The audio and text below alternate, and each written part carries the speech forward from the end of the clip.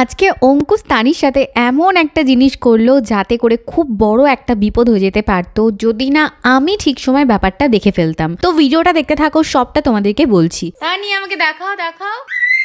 ওই বাবালে কি খুশি, এটা দিয়েছে দাদা ভাই, দাদা ভাইয়ের টয় দিয়েছে তোমাকে। তো এখানে তোমরা দেখতেই পারছো তানি কি মজা করে একটা ছোট্ট টেডি নিয়ে খেলছে আর আমাকে বারবার দেখাচ্ছে যে দাদা ভাই ওকে এটা দিয়েছে। আমাদের ছোট্ট তানি এতটা দুষ্টি হয়েছে যে আজকাল একদমই শান্ত হয়ে বসে না। আর তানিকে সামলাতে গিয়ে আমার আর অর্ঘ্যর যে কি হাল হয় সেটা তোমাদের কি বলবো। আর এখানে এই যে দুই ভাই বোন ভালোই খেলছিল, আমিও সবকিছু দেখছিলাম। আমি ওদের দুষ্টুমি দেখে ভিডিও করাও শুরু করেছিলাম যে তোমাদের সাথে শেয়ার করব বলে। তো এরই মধ্যে ভিডিওটা বন্ধ করে আমি পাশে যেহেতু এডিটিং করছিলাম তো সেখানে আমি একটু মন দিয়েছিলাম। আর তারপরে যখন হঠাৎ আমার চোখটা গিয়েছিল তানি আর অঙ্কুশের দিকে, আমি জাস্ট চমকে গিয়েছিলাম। মা এটা কি করেছিস সোনা? দেখো বনুকে পুরো ঢেকে দিয়েছে। Papa don't do this, wrong, this is wrong, no no no, এটা করো না সোনা। তো দেখতেই পারলে অঙ্কুশ এখানে বনুর মুখে একটা কাপড় দিয়ে পুরো ঢেকে দিয়েছিল আর তানি কিছু না দেখতে পেরে হাঁটছিল।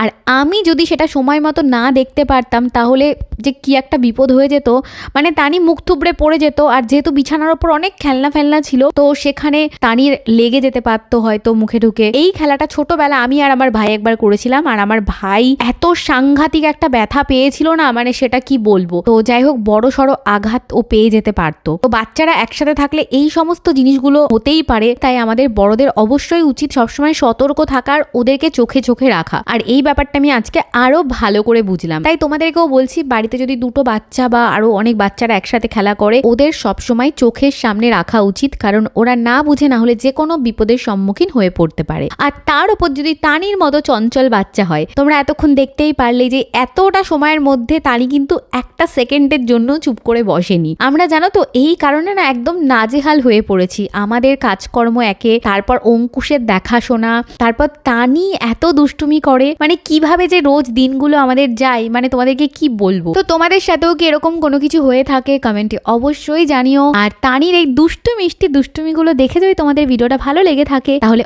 অবশ্যই ওর জন্য অনেক অনেক পিঙ্ক হার্ট কমেন্ট করো। দেখা হচ্ছে চলো নেক্সট ভিডিওতে, সবাই খুব ভালো থেকো।